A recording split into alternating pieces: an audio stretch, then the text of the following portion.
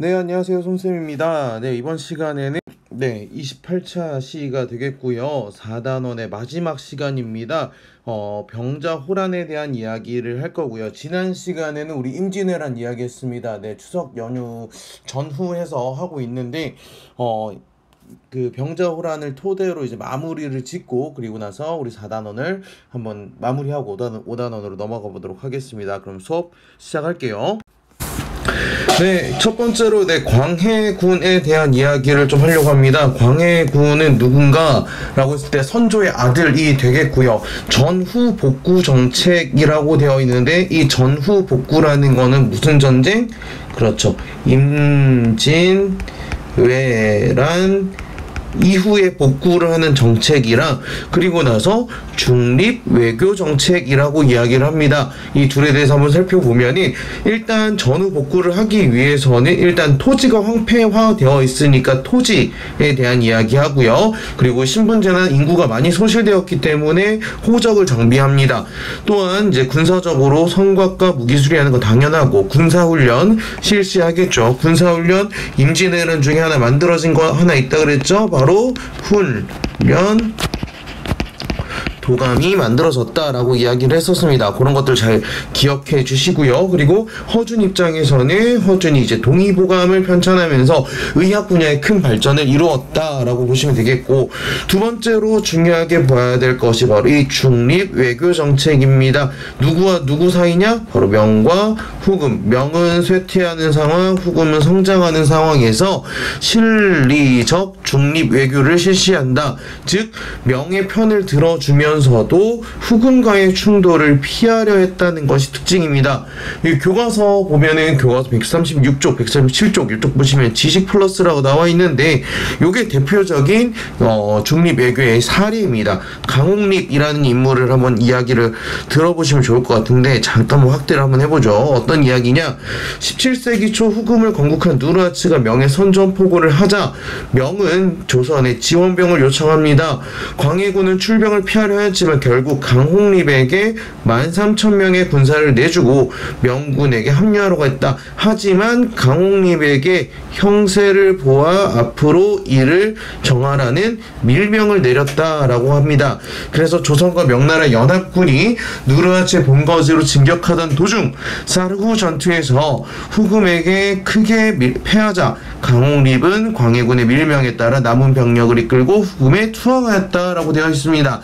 이런 것들을 봐서 이게 명과 후금 사이에서 광해군이 하고자 했던 스탠스가 어떤 거였는지를 잘 드러나게 된다라고 여러분들 이해하시면 될 것 같아요. 넘어갈게요.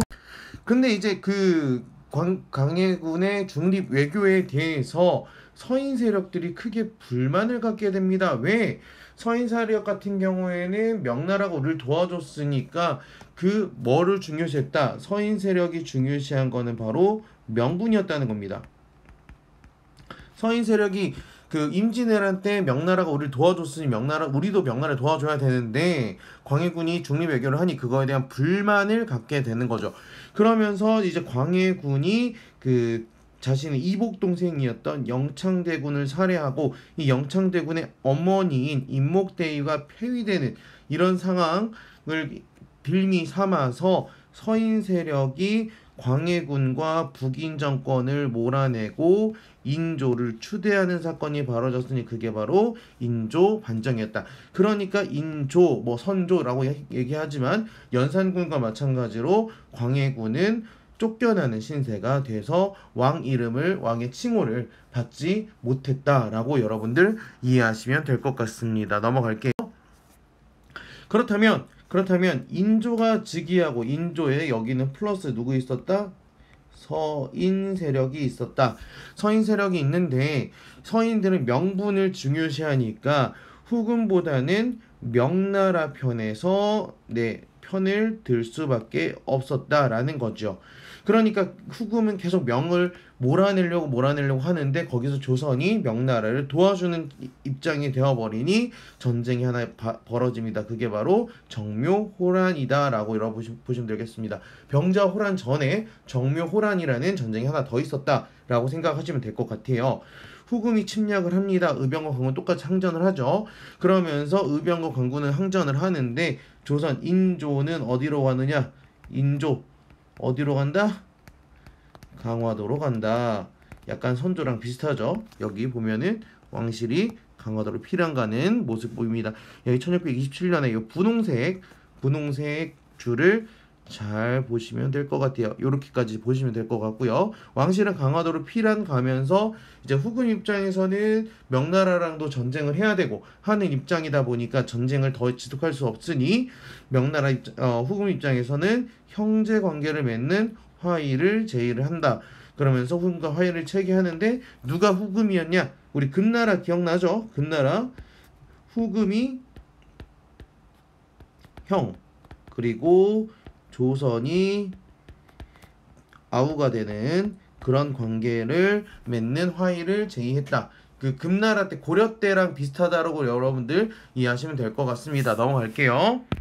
그런데 이제 후금이 나라 이름을 바꿉니다. 뭐로 바꿔요? 나라 이름을 청으로 바꾸고 조선한테 군신 관계를 요구한다. 뭔가 비슷하죠? 이자겸이 이제 고려에서 이제 군나라한테 사대를 했던 거랑 비슷하네. 그런데 여기에서 주화론과 화의를 주장하는 주화론과 청나라랑 맞서 싸우자는 주전론이 대립을 합니다. 여기 대표적인 인물이 윤집과 최명길이 있는데 윤집 같은 경우에는 명은 우리에게 부모와 같은 나라이고 청은 오랑캐는 우리의 원수입니다. 신하된 자로서 부모의 원수와 형제를 맺고 부모의 은혜를 저버릴 수 있겠습니까? 차라리 나라가 없어질지어도 의리는 저버릴 수 없다라고 이야기를 하는 것처럼 윤집은 주전론의 입장에서 이야기를 합니다. 반대로 이제 최명길 같은 경우에는 힘이 약함을 알지 못하고 경망하게 큰 소리를 쳐서 오랑캐의 노여움을 사게 되면 백성의 생활은 더욱 어려워질 것입니다.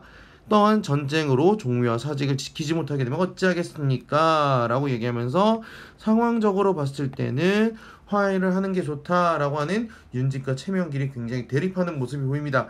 그럼에도 불구하고 조정에서는 주전론이 우세를 하면서 싸우자는 입장이 만들어지고 이걸 알아챈 청나라 태종이 침략을 하게 되는 것이지요. 그러면서 이제 초록색 줄을 보시면 1636년에 이렇게 내리고 옵니다. 내려오는데 한성에서 강화로 화살표가 남한산성 화살표 있죠? 강화도로 도망가려고 하는 거 바로 길을 막아버리니 인조는 남한산성에서 항전을 하다가 버티다 겨울을 버티지 못하고 굴욕적인 화의를 맺게 되더라. 여기 이 삼전도라고 나와 있는 것이 삼전도 여러분들이 되게 자주 가보던 곳 근처에 있어요. 어디 근처에 있냐? 바로 잠실에 석촌 호수에 있습니다.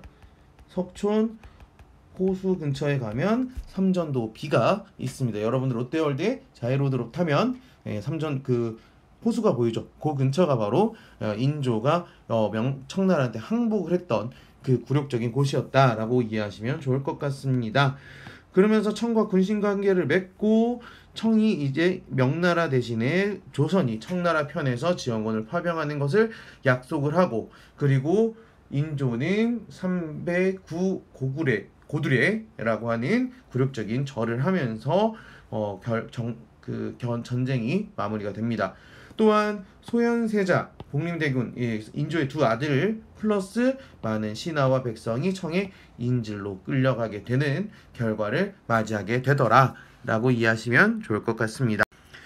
그러면서 이제 동아시아는 조금 더 바뀝니다. 아예 명에서 청나라로 중국을 차지하는 나라가 바뀌게 됩니다. 동아시아가 청중심의 국제 질서로 만들어지게 되고 청나라한테 굴욕적인 화해를 맺게 되는 것에 부득부득 이를 갈았던 서인 세력들이 북벌운동이라는 미명하에 굉장히 정권을 잡아가면서 청나라에 대한 반대, 청나라를 몰아내자, 청을 정벌하자라는 운동이 벌어지기도 했다라고 보시면 되겠고, 추가로 우리 5단원에서 보겠지만 오히려 청나라를 보고 청나라에 발전된 거를 배우자라고 주장하는 북학파도 만들어진다. 요건 나중에 실학과 관련된 이야기에서 한 번 더 다뤄보도록 하겠습니다. 오늘 내용 한마디로 정리를 하면 일단은 왕이 2명이 나와요. 왕 이름이 하나는 광해군, 그리고 하나는 뭐 인조라고 이야기를 하고요. 이들을 지원했던 붕당은 북인 세력과 서인 세력이 있었습니다. 광해군은 전후 복구를 하고요. 전후 복구 사업을 하고 그 다음에 무슨 외교한다? 중립 외교 정책을 펼치면서 요때 뭐 대표적인 인물이 강홍립이라는 사람이 있었고요. 전후복구 사업에서는 뭐 허준 같은 인물이 등장을 하기도 했다. 하지만 서인을 중심으로 이제 인조 반정으로 인해서 광해군이 물러나게 되고 인조는 서인은 자연스럽게 누구 편에 서게 된다. 명나라 편에 서게 되면서 두 차례 전쟁을 거칩니다. 무슨 전쟁? 바로 정묘 호란과 그 다음에 병자 호란을 겪게 되고 이 병자 호란의 결과로서 누가 인질로 끌려가더라?